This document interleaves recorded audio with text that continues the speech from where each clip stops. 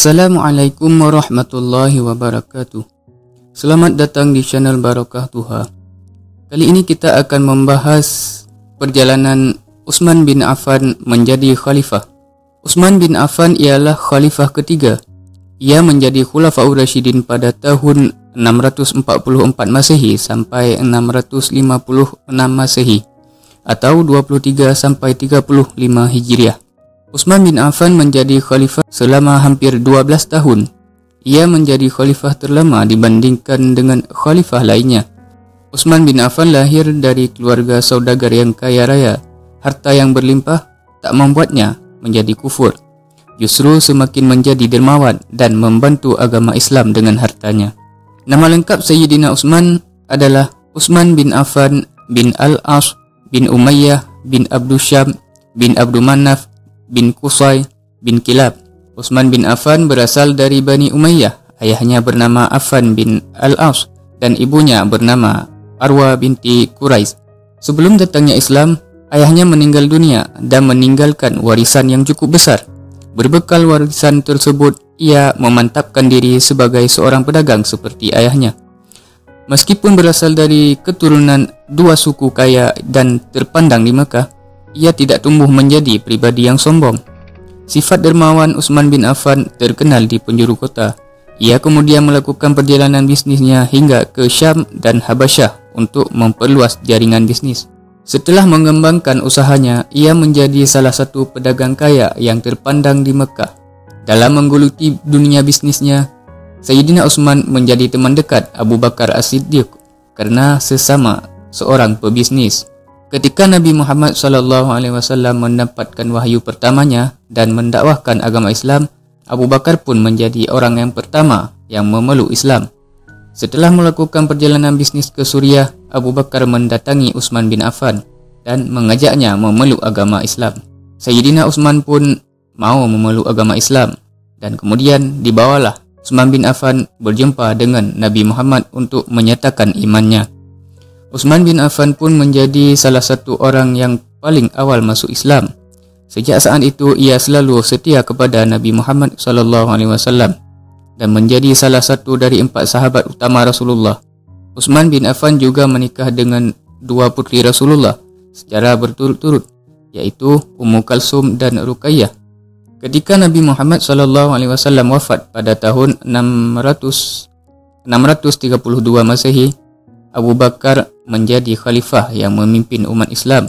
Sementara Utsman bin Affan bersama dengan sahabat yang lainnya menjadi penasihat utama dalam pemerintahan Abu Bakar. Setelah Abu Bakar wafat pada tahun 634, Umar bin Khattab pun mengganti kedudukan hingga akhir hayatnya pada tahun 644. Begitu Umar bin Khattab menjadi Khulafaur Rasyidin kedua, Utsman bin Affan tetap berada di Madinah menjalankan bisnisnya dan tetap ikut andil dalam pemerintahan. Dengan berbagai peristiwa dilaluinya hingga tiba waktu Umar bin Khattab wafat karena dibunuh oleh Abu Lu'lu'ah. Setelah itu diadakanlah musyawarah untuk memilih khalifah selanjutnya. Tepatnya ada 6 orang kandidat khalifah yang diusulkan, yaitu Ali bin Abi Thalib, Utsman bin Affan, Sa'ad bin Abi Waqqas, Zubair bin Awam, Talhah bin Ubaidillah, dan Abdurrahman bin Auf.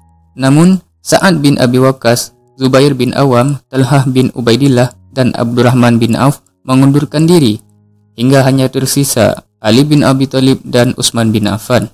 Setelah melakukan musyawarah dan usulan pendapat, mayoritas masyarakat menginginkan Utsman bin Affan menggantikan Umar bin Khattab. Maka dipilihlah Utsman bin Affan sebagai khalifah selanjutnya. Utsman bin Affan menjadi khalifah pada bulan Muharram tahun 23 Hijriah atau 644 Masehi pada usianya yang ke-70 tahun. Saat menjabat sebagai khalifah, salah satu hal yang dilakukan Utsman bin Affan adalah melakukan ekspansi wilayah dan membentuk armada angkatan laut.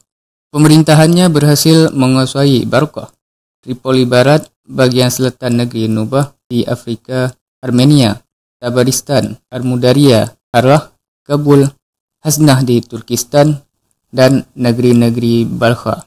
Juga menguasai negeri Cyprus di Eropa. Khalifah Utsman bin Affan juga membagi kekuasaan Islam menjadi 10 provinsi dengan masing-masing amir atau gubernur. Di bawah pemerintahannya, umat Islam mengalami era paling makmur dan sejahtera.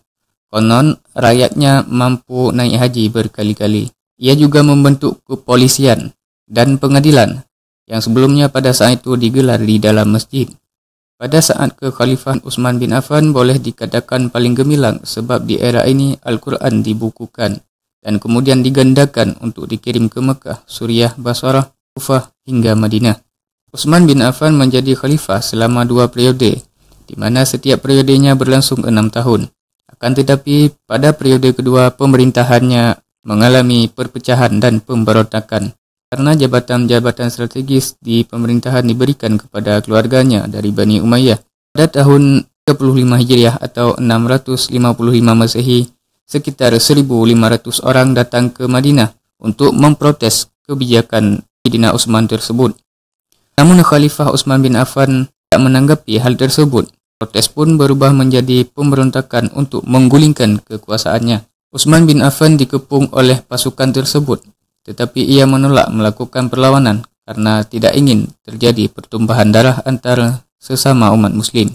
Khalifah Utsman bin Affan pun wafat pada tahun 656 setelah pemberontak yang bernama Al-Wafiqi berhasil masuk lewat atap dan menemukan kamarnya. Terus ia memukul kepala Utsman bin Affan dengan sangat keras dan menyebabkan Utsman bin Affan wafat. Cukup sekian kisah singkat perjalanan hidup Utsman bin Affan, sang khalifah ketiga. Wallahu a'lam bishawab. Assalamualaikum warahmatullahi wabarakatuh.